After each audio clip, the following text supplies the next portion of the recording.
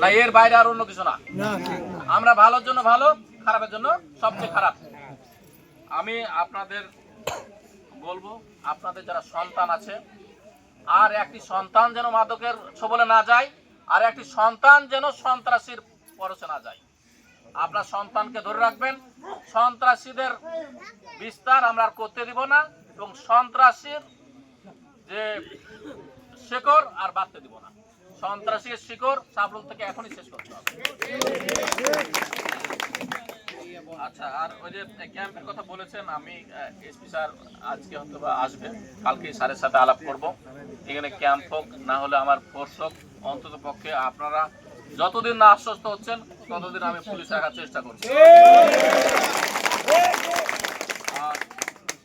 আর একটা বিষয় বলি ভাই, আমরাও আপনাদের মতোই কোনো না কোনো মায়ের সন্তান, আমাদেরও পরিবার আছে, আমরাও এলাকায় থেকে বড় হয়ে উঠছি। এই মাটি মানুষের প্রতি আমাদের দরদ আছে, আমাদের দায়িত্ব আছে। আমরা এই যে কালকে যেমন দেখেছি, আজকে দেখেন অনেকে কিন্তু আসছেন আপনারা। আমরা শুধু মুখের কথাই না, আমাদের কাজে সেটা কিন্তু দেখাতে হবে। আমার একজন ভাই খারাপ থাকবে আর আমি ভিতর ভিতর হাসবো, এটা কিন্তু মানুষের পরিচয় হতে পারে না।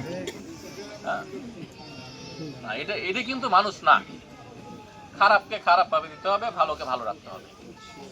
তাহলে অন্তত আমার সন্তান ভালো থাকবে, আমার দেশ ভালো থাকবে, আমার সমাজ ভালো থাকবে, আমি ভালো থাকবো। আজকে আপনারা এখানে উপস্থিত হয়েছেন, আমাকে দেখেছেন, অনেকে অনেক কথা বলার চেষ্টা করেছেন, অনেকে দুঃখ কষ্ট আমরা শুনলাম।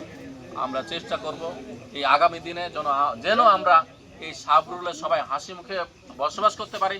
এই সাবরুলের ঐক্য যেন পুরো শাহজাহানপুরকে নিরাপদ এবং মাদক মুক্ত করতে পারি, এই আশাবাদ ব্যক্ত রাখি এবং আপনাদের সেই সহযোগিতা কামনা করি। এখানে সবাই যে আমাদেরকে সহযোগিতা করেছেন, সে সহযোগিতা যেন অব্যাহত থাকে, সেই সহযোগিতার ধারা দেই আমরা সাবরুলকে একটি নিরাপদ দুর্গে পরিণত করতে পারি, এই আশাবাদ এই কামনা করে আমি আমার বক্তব্য শেষ করছি। আজকের যারা এখানে আয়োজন করেছেন তাদেরকে অশেষ ধন্যবাদ এবং কৃতজ্ঞতা জানিয়ে এবং সবাইকে আবার সালাম জানিয়ে আমার বক্তব্য শেষ করছি। আসসালামু আলাইকুম।